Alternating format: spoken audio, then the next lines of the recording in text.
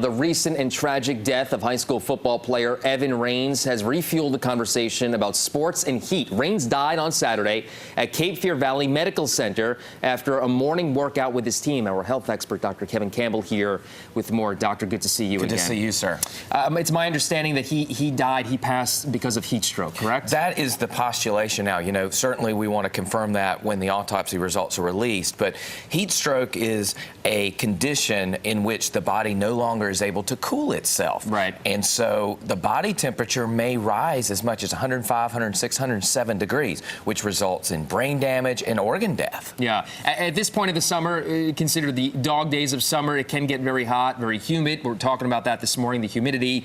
Who are the most vulnerable for heat stroke? Like you might expect, folks who are very young, like infants and toddlers, under the age of 4 are very vulnerable because they can't monitor their own behavior.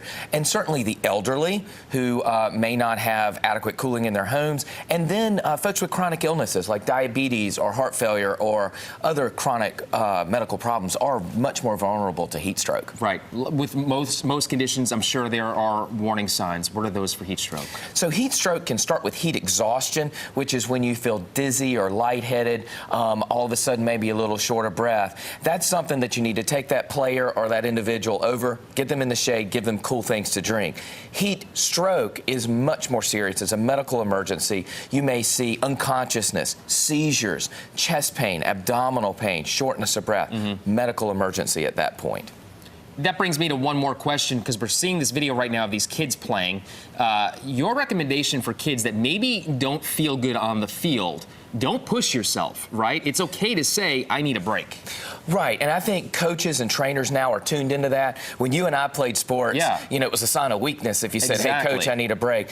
It is a dangerous situation. Coaches in this area are trained to understand these warning signs. Those players need to be taken out. They need to be put under a cool tree, given something to drink, and maybe even a cold towel put on their head, something of that sort, to help them cool down. Right. For the everyday citizen, though, what can we do to prevent it? So I think you have to avoid strenuous activity when it's hot and humid outside. That's not a great day to go walk 18 holes of golf or roof a house. I think you need to be cognizant of the symptoms. You need to understand if you feel short of breath, if you feel lightheaded or dizzy, it's time to get cooled off rather than wait till heat stroke starts. All right, so if you are feeling some of these symptoms, what can you do? Can you go to the hospital? Can you call 911? I mean, what do you recommend? So if you have a family member who you think is having heat stroke, call 911.